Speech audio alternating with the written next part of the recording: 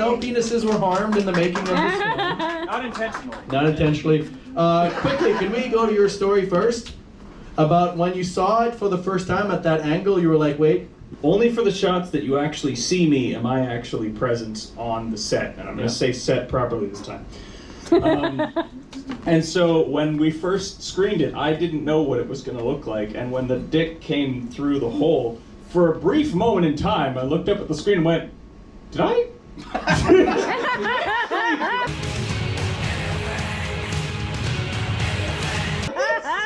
I drinking way too much? And then I'd go, no, it doesn't look like me. That's my story. Alright, so who came up with this idea? Well, I think we were talking, and we were talking, like drinking. Yeah, we drank and we were like throwing stuff around, and somehow the idea of glory holes came up, and I'm like, gory hole. Oh my god. Oh no.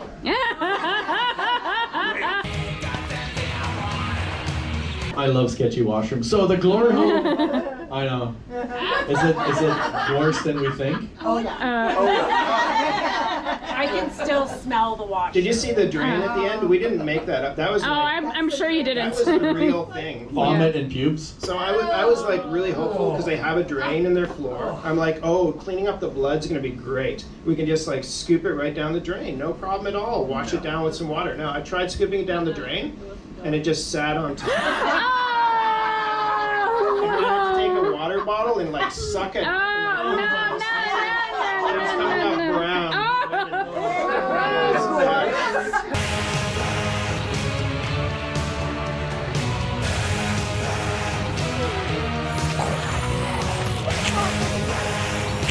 Is it scripted originally where like you would follow into the drain and then the underground vampire?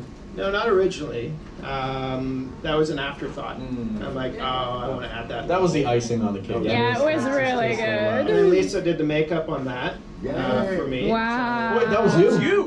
No, that was me. That was you. I was gonna actually, my original thought was to get Dennis to do it. Oh yeah. And which would have been great. Our Dennis? Our Dennis. My Dennis? But I'm so like, honestly, I'm just so lazy that I'm like, I'll just do it myself. And yeah. It's So I turned him into Dennis. 2 hours of makeup and then 5 minutes of shooting. So what's the backstory of this vampire? Why is he down there? Is he just locked down there? He's just old and can't move, so they just lay him under the pipe. And they feed him, you feed I him. feed him.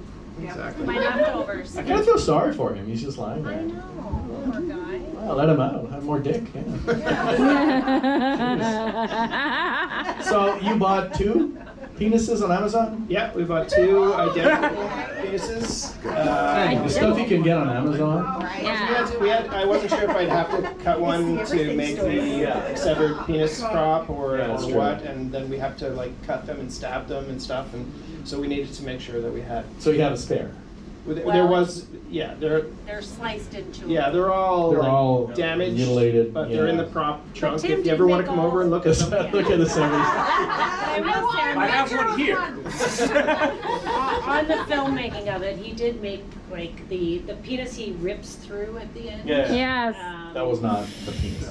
That was not. That was a prop. That was a toilet paper tube and gel blood. It's so well done. So well done. Yeah. We felt every moment of I it. know. I was watching. I felt it people. twice. I was excited for you to see it. Well, because we weren't in that bathroom together at any point were we together in that scene. And, So, no actor was on film with the penis or that the was severed my penis. rule. I did not want anybody to meme me with a penis. Yeah. So you didn't again. You didn't really put a hole in the stall. You had your own. Yeah, so I made I just bought drywall and cut a hole in it and put tape around it, painted it all, and did the. And you filmed that at your place. Graffiti. No, at the no, At the Dom. You we brought filmed the it at the Dom. Dom, so we had the It's a backdrop of location. the wall. It's really impressive, frankly. Like I forgot that. Like I was there to see the wall. I forgot it was a fake wall. Yeah. He Appreciate copied it. the graffiti that was Yeah. on the bathroom stall. He drew it on there. That's how you did that. that's good. Ah, Detail, yeah. amazing. To be honest, And it's not as fun when it goes the other way, you know, when a man is mutilating a woman. Yeah. So maybe it is. I mean, I think all my films are feminist statements to a degree. So. That's true. I'm a feminist. Yeah? Yeah. Yeah, not the annoying kind. I mean, you are annoying. No, Natalie, yes. Natalie. I wondered how often you had to do that scene where you get splashed. Is it one take, or did you have to do many takes? No, that was one take. Wow, impressive. Yeah, we had one week. And, Just and one. There's no cleanup at the dog. Yeah, Just so one we chance. had 2 cameras, and we made sure we got the shot. I practiced first to make sure it was shooting okay, and Practiced in my bathtub. we practiced at home first. Okay. Yeah, and there was a lot of practice before. I Okay, had a so big just shot. one. Yeah, One time. one take. Good job. Yeah.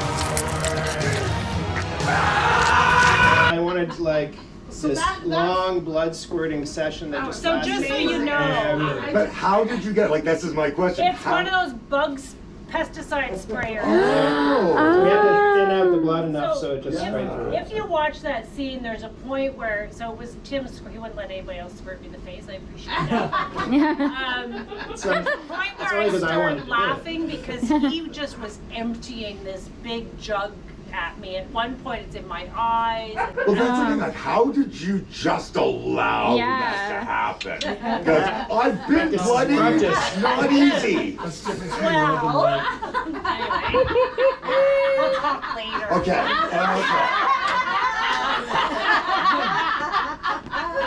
He's my third husband.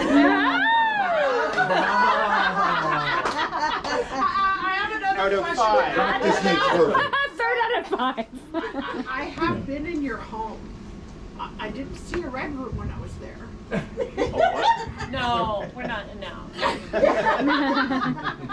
Oh, I don't even know what it is. What that means. Is that a kink? yes, Brian. I mean, First, how dare you? I'm sorry, who are you? So she's my daughter. Yeah. I'm sorry again for everything. oh, you got yours. Is that all? Why? Why not? Yeah, that's a great answer. Woo! For the cool reaction. Your mom has had a Why life not? before you, just so you know. Why not? You're still alive, and you're still out for blood. So yeah, maybe who knows? I don't know if I'd call it living. Yeah. There's more to you than just your penis, Eric. Yoo-hoo! What? I'm gonna use that bit. There's not more to that character I'm gonna than his loop it. penis. Yeah, you're Oh, that's true. Is it Yeah. the same character as the wraparound? Oh. Whoa. I actually do have a question. The drain and the makeup and the old vampire. How did you build the drain? Was that just like a tube with a light on the other side of it? Yeah, it's just a PVC pipe, and we have a crawl space, and we took the drywall off so we could see into it. Yeah. And then you just like, you know, move the camera down. You can see like the wood, so it looked like we're below the floor, which we were. And had the drain up there, and I pumped blood into it as I was laying beneath. And Yeah. My God, how hard was that to it do? was not easy because I had nowhere to spit the blood, so Oh I'm my sitting there, God. and I'm like, "Did you get You're the like, shot?" And I'm gargling. It also looks like there's like a wad of pubes Yeah. sitting Yeah. at the end. Yeah, we added I Oh yeah, that's the some best. hair from the hairbrush and. Actual hair. Yeah. Disgusting. I love it. You were really upset. I'm sorry. Yeah. It's fine. I'm sorry that happened. It's very frustrating. It's unfair. It's injustice. Yeah. How do you deal with that anger, that frustration? All I can do is move on and try to find something new. Make a film about it. Yeah. Yep. Which I, by the way, find to be just unfair across the board. Today, the workplace just doesn't play fair, treating people with autism like that. You were working for Canadian Tire, right? Wasn't Yes, I was. The Finley Creek area, to be exact. For four years. 4 years. I didn't know it was 4 years. Yeah. That's crazy. And no real closure. Like you don't understand why. No, I don't. I've been doing a good job, and now all of a sudden, last year, I told my boss I had autism, and then I was called into her office, and poof, That's, lost my job. And they didn't communicate with you as to nothing. They didn't talk to you. They just said that they didn't have enough hours. Like, I believe that. Honestly, making films is all I've done to take my mind off it. That's I've done other things too, but yeah, I've made films. I've made films too. Yeah. So who filmed this? Me. It was you, because you have Yes. a pretty decent camera now. Yep. Ooh, wow. Good job. Thanks. So you're posting casting calls already for your next film, George and Louie Part 5? Ooh. Episode 5, Bar Night. And I've even got the previous episodes on public on my channel now. Absolutely. It's a series he does, and we screen it at Kino. You did the B footage, right? Which is Yes, I in the did. middle there, you took your camera outside and you recorded all sorts of stuff. Yes, I did. That was kind of cool. You do a lot of that. Like the previous film, you were like just video photographing people outside and stuff. Yeah. Did anyone ever like approach you and say, hey, what's going on? What are you doing? Nope, no one did. Working makes you feel good though, right? Working part-time? Yeah, it actually makes me feel like I still matter. And I'm gonna make enough money to live and do more films, because I need money for that. I need some part-time income that won't interfere with me volunteering for plays and doing short films. That's right, because you do theater. Yeah, I do. Yeah. Does it feel like you get a little release? Does it feel a bit better? It does give me closure, yes. No. I like how it starts with AI and then it goes on its own thing and then comes back to you. Yeah, well, Was that just a tad, just like I'm that? just very, I don't know if anybody, you're a very young audience, but it's very inspired by, you know, the early days of Monty Python where you didn't know where the show was going. The sketches would just sort of be circuitous. And so I like that Monty Python circuitousness, you know. Yeah, it was very Monty Python and Little Less Hobo. Thank you for that. And agencies have been clamoring to his door. In fact, Tully is in negotiations to replace Canadian actors in all fields. I am Canadian first and foremost, so I want to reboot the Littlest Hobo and Wonderful. get a union dog, you know. The only reason I did this was because of the inspiration that I got from being here last time, which was the first time I was here. And finally convinced my wife to be here. She's here too. Had a great time. And my son, who co-produces with me, refuses still to come here. I'm busy, you know, over the internet. But you know, to see how Stephanie uses her films to strike a mood, to see, is it Ted? At the back? Sorry, Dennis? Yeah, Ted, perfect. I agree with so many. The tone that he strikes that is so evocative and I think one of the most provocative films of the night because it leaves you questioning everything and asking, you know, that's art, you know. The diversity of people, it's just so fantastic. So I hope I can get something cobbled together for the next one. If you'll put up with it. Yeah.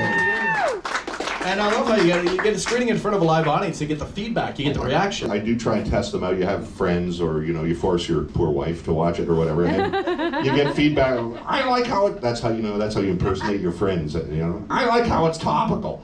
You know, the whole Tully Norwood, Tilly Nitwit, whatever, you know. I mean, well, that sounds sort of topical without saying anything real about it, but, you know. Oh, yeah, no, it is. It has funny. begun. So you are a voice actor as well? Not anymore. No, it's become too competitive. Yeah. And you know, I'll be hired if you want me. You know, if you have an audiobook or some porn or something. A relative you want me to turn on by phone or something. You know, it's a tough economy. Yeah, we all know that. It's a very tough economy. Not to step on your business or anything. No. I just film it. I don't voice it. You know, I have a butt stunt. I could voice your stuff. Oh, nice. I have a stunt cock. It's Eric. All right. Well, it was Tim. Gone now. Tim's stunt cock is yours. Don't get me started. Let's go to questions. Any questions? Oh yes, Dennis. Ted. Ted. Yeah. I love your talks. It was really funny. And I love the whole satire of it with the most interesting man. Oh, the little hobo. thank you. I was just wondering how, in your creative process, did you connect the most interesting man with the little hobo? I wish I had something complicated, but honestly, after last screening, I put out a call on the internet and said, union actors, because I mean, so far everything I've shown is mostly my fat head, and that's partially because I didn't want to try and do it union, you know, and as a result, there aren't that many that I know of. Like, who do I call? And so I called my friend Rick Curry, and he said, "Oh yeah, I got a Littlest Hobo spoof I want to do." And I go, "Okay." And so I took my idea and took his idea and said, "Okay, how do we tag it together?" And just sort of mooshed the clay, as you would say, and made it work. But yeah, there was no real thought beyond.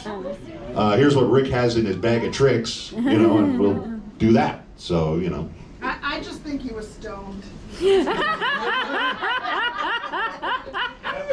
I will be in about 5 minutes, less than that. Yeah.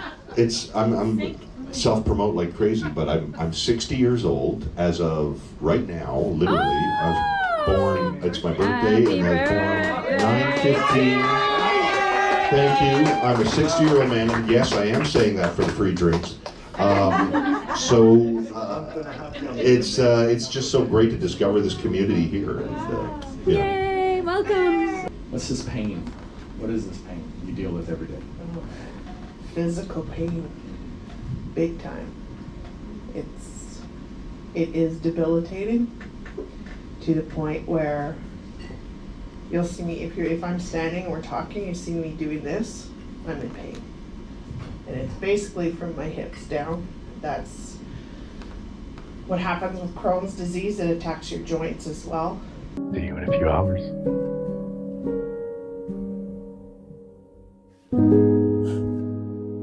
Yeah, I know. As I said in the film, I miss who I was, because I've always been a big girl, but it's never prevented me from being on set for 12 hours and standing the whole time and being perfectly fine, you know this. Yeah.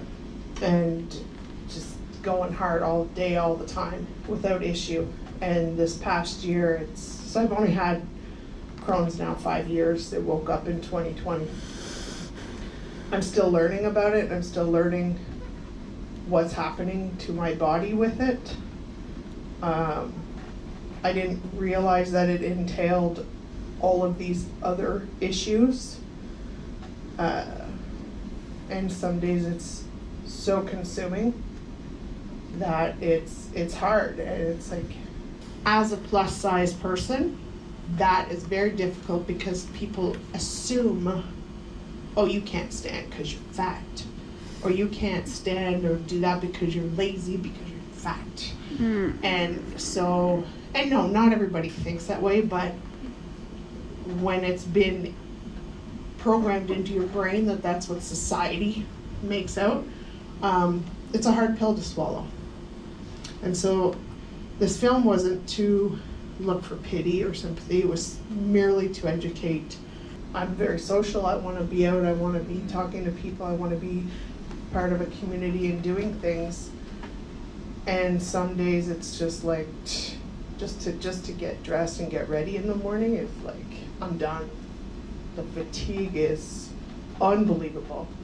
The brain fog, everything that goes with it. And so, Emmanuel, I appreciate you making your film too, because October 19th, I just learned this, October 19th to the 25th apparently is Invisible Disability Awareness. Yes. You know, people even that I've grown up with, that I'm close with, will see me and oh, you look great. Thanks. But I don't feel great. Yeah. Right? So it's stuff you can't see. It's like, how has it affected your life? How has it changed your life? I can no longer do the career that I used to do, which was take care of children, because I cannot lift them anymore. I cannot be around those kind of germs frequently like that anymore. And so yeah, I miss I miss who I was and what I was able to do before this. And you've gotten really good at pretending too, and that is exhausting at the same time. Oh yeah. Always pretending to be like, I'm good, no. And you don't have any control of when those days come. No. And it's, you know what, it's not even pretending for you, it's pretending for me. It's me trying to suck it up and just like, no, you're fine, just push through, just do it. And those days are like, what was I thinking? I don't want to get too dark or pry too much. Is it going to get better or is it going to get worse? Yeah, it's not getting better. There's no cure for Crohn's disease. I am on a medication. I have to give myself a shot weekly to suppress my immune system. And they're finding there's everybody's so different with this particular disease, and so they can't pinpoint what's going to affect who, when, or why. One of the key things that they have connected to, be it you're starting with Crohn's or you've got a flare-up, is stress. So stress really is bad, really bad. So that's something you can't really control. No. Jeez. Wow, the films we have on here, it's amazing. Thank you so much for that. And Emmanuel and then Eric starting a Satanism cult. And it's just a wonderful, like the conversations, the films, they're real. They're pieces of ourselves. Yeah. And holy crap, man, we're all listening. We can all relate to it. We can all understand on some level. And that's what you're hoping for, that, you know, even though you don't go through that same amount of, that same type of pain, your film was relatable. And I think it was. Yes. Thank you so much. Hold on, we got some questions. Let's go to Natalie. I just want, it's not a question, more like a comment. I admire you so much, Steph. So much for pushing through despite how hard it is, and for educating us. As somebody who suffers from anxiety and OCD, I can tell you that I can relate to it in that way, but and meds only get you so far, but it is a struggle every day. And I think the fact that you push through and that you're part of a community is admirable. It's so difficult to do. A lot of people give up. So congratulations, and you're here. We're so happy you're here. Don't leave us. And this is your home. And it's the, like you said, the invisible disabilities, but the invisible struggles. Yeah. You don't know what someone goes through, like anxiety. Like you don't know what's like this person's in the corner talking to you, but like you had your inner voice, and that was really telling. I like that. Why? What was your question? So, where was this idea come from? So I've been reflecting a lot about the world. I work in international development, so you can just imagine what it's like these days. Everybody knows what it's like these days. So I've been like meditating on what is wealth. And to me, wealth is way more than money, obviously. And community is important to me. Being part of something. And this to me was the right place to screen this film. And what I love is the inclusion of this community. Everybody's welcome here. Transformer des aliments en smoothies santé qui finiraient autrement à la poubelle. And not just to show the films, but to have the conversations. Yes. And feel safe having these conversations. Yeah. So my whole life I've been wondering about inclusivity and why we exclude certain people. And I think that's what I'm meditating on in a lot of the films I make. I try to talk about poverty and the importance of thinking about other people and being part of something. And I think everybody needs to be part of something. I don't think it belongs only in certain neighborhoods, and I don't really believe in the charity model that, oh, well, I have so much, I have, more and more, we have less and less. Community to me is really important, and it should belong everywhere, not just in neighborhoods where there's more needs. Say what you will about religion, it does foster community. There's that. True. Sometimes people are lost, and they crave the community sometimes more than the higher powers. That's something interesting. I have, this was part of French Kino. Yes, so we won't go into details because there's a lot of drama, but we had a French Kino. once a month, and it's no longer ours. Someone decided to take it from us, and that's it. But We'll leave it at that. yeah, we'll leave it at that. But it was at in Gatineau at Dep Sylvestre, a wonderful place. Yeah. Well, the concept I had was Dep Sylvestre is a place that welcomes all people. It's all about social inclusion. And what it is it's a social enterprise, and it's a cafe now. And they make their money with the things they sell. It used to be a dépanneur, so like a corner store. And they would sell everything. And whatever money they made, they would put back into the space so that you could do all kinds of activities, like community activities, all kinds of artistic activities. So I thought, oh my gosh, Kino. Kino's the perfect community activity, right? So I wanted to create what we have here over there. And I think it's really nice that there's so many people of all walks of life here who can feel welcome and to talk about what they want to talk about. It's a place where you'll hear stories that you won't hear anywhere else. And because nobody has an agenda necessarily except to express their art. I want to create an inclusive space. I don't want to create a competitive comparison space. How many times did I die in that vagina movie?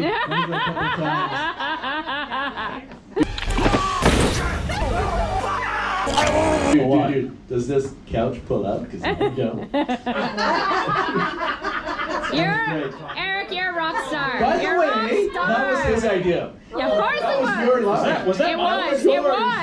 That was yours, dude. Yes. I forgot about Don't that. look at me like I'm a weirdo. Well, no, I thought my line was Cock in the mouth? You look, no, that wasn't mine. That was God. That's the most uncomfortable thing for me to watch. Why am I talking about your film? Fuck you, Vince. Okay. That's not my film. Okay, so your film.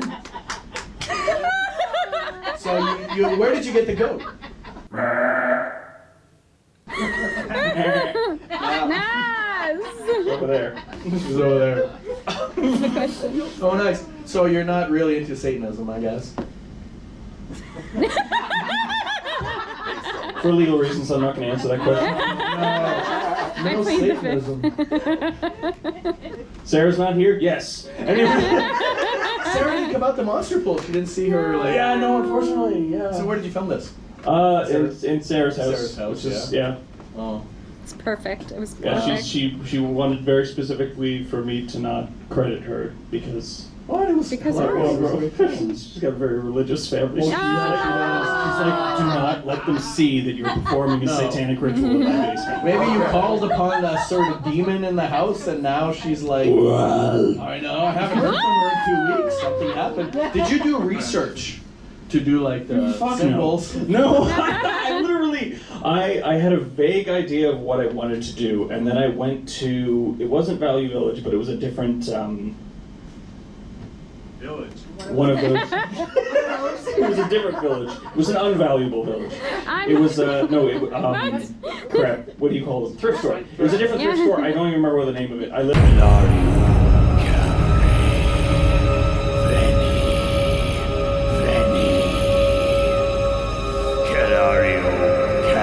Literally, I walked out of the dollar store after getting the red mask, and then looked across the way. I went, oh shit, there's probably some good stuff in there. And then I walked over, and that's where I found the candles, and actually that's where I found that entire set. In fact, I found it all in Somebody who's all a in the same Satanist. place, all set up exactly how I had it in the movie. Say, I'm looking to erect Satan. Wow. Viagra. Wow. Come on, help me out here. It's an assist. He's about halfway there. You need to try harder. Who shot this? Who shot this? That was me. That was nice. That's why there's no credits. No shade on anybody else, but I hate putting myself in the credits and being like, camera, me, director, me, written by me. I'm like, look, Sarah's the actor. I did everything else. That's You did amazing job. That's good. The timing, the comedic timing was great. The sound design was great. You do sound. Thank you. You do music. You do sound. Yeah. Yes. It was I did really both. nice. Yes. Yeah. I'm actually really proud of how the sound ended. Yes, it was amazing.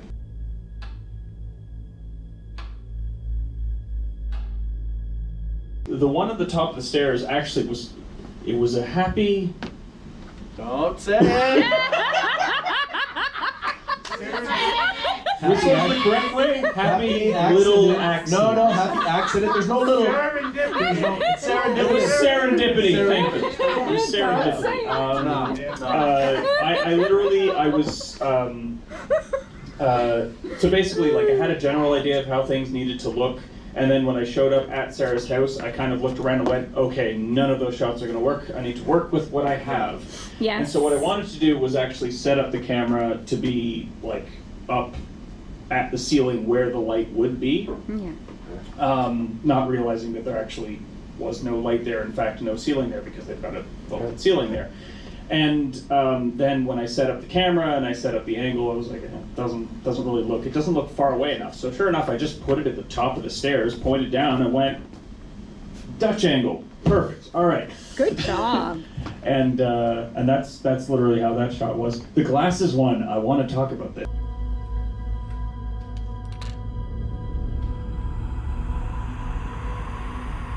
This was actually sort of Sarah's idea.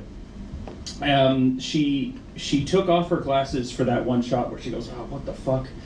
And then she was complaining, or she wasn't complaining. She was worried the entire way about potentially seeing the camera in the reflection of her glasses. And so she was like, is there a time that I could take them off? And I said, yeah, I mean, you took them off in that one shot, so why don't we just need a pickup shot of you like putting them down on the table? And then I went, what if I was reflected in the lens? And we recorded that about 30 times. And we made it, and of course, because I'm standing over there, and the glasses are here, and she's there, and putting the cameras here, we set it up, and we got a general idea of like where it was supposed to be, and then I literally stood there, and she went, put her glasses down, walked back, picked them up, went, put her glasses down, walked back, picked them up, again, 30 times. And then when I looked at the footage, it was the first one. No. We wasted 29 seconds of footage. I've been in the situation where you have to adjust. You Satanize the house? No. Don't do it. No. Don't do it, Natalie. Where you have to like adjust and like adapt to your environment. How did you find that? Like, did you find it stressful? Like, what was your experience? I remember on the set of Oranges, on the set, me, I'm a big movie man. I remember in my apartment filming Oranges and not being able to. Shut up! I need to do this. That was funny. That was good. I was look at me. Hey, you make good quality work too. You do. You really do. Yeah.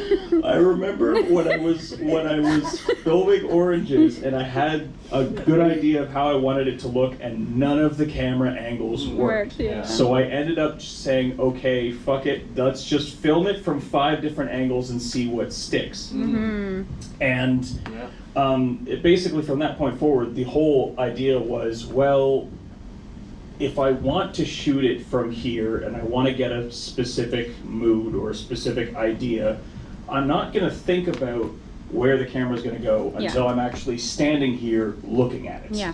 And that's, again, I'm very proud of how I did the camera work for this, because like a lot of that was just, all right, again, I want it to be far up. Okay, how far up can I make it? I want to be up here. Okay, cool. And then I adjusted the camera about 15 times just to get the staircase shot. And basically that my attitude towards it now is like, yeah, that's 90% of the job is improvise. You know, you're going to show up, the set's not going to be exactly what you suspect. The tripod takes up way more room than you think it does. 100%. And so you have to just go, okay, well, where can I put the camera? How do I make it work from there? Yes.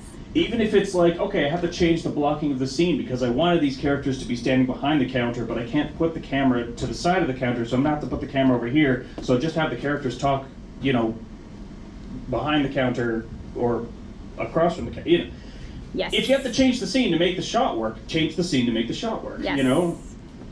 That's a skill to have, improvising, like just figuring it out, creating on the spot. It's definitely an asset. Work with the light you have, work with the sound that you have. That's 100%. Nothing ever turns out the way you want. So. Never does. But if you are okay with that, you can still make something great. And have a lot of happy little accidents. A lot of happy accidents.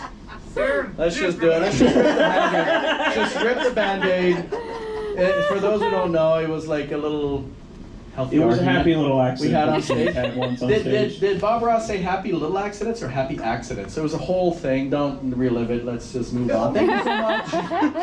Thank you so much, Eric. You were doing the double exposure. So no, this was done in editing. Oh, okay. Yeah, so it wasn't in camera. Because one of them was at a regular speed. The other one was like a slow frame rate. That's right. Good eye. Yeah.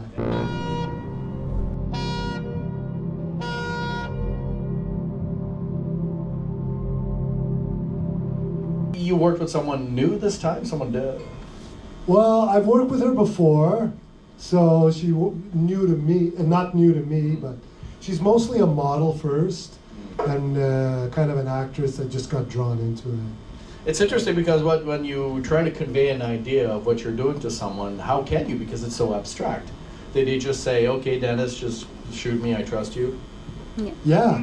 Because you can't. There's no script to this, right? Yeah. Well, so I just told her to act like the camera was kind of a boyfriend, and to smile and laugh and interact with the camera as if it was a character. And then that's all. And yeah, she did a great job. So. Yeah. And the final product, does it always end up the way you imagine it, or initially? No, because you never know what it's going to look like until you edit it, especially something like this. But yeah, I was happy with the way it turned out. So it almost tells a different story in the edit. It becomes its own thing. It's a different creative process altogether. Editing is half the process of filmmaking. Yeah, that's right. Good point. You're right. I'm not just another pretty face. I'm looking for validation. It's okay, I'll get it from Stephanie and Natalie. Let's do the questions. I approach filmmaking as a hobby, and one of the things I love about it is I don't have a boss, so I can just do whatever I want. And I understand that people make films to be calling cards to get into the industry, and I understand that.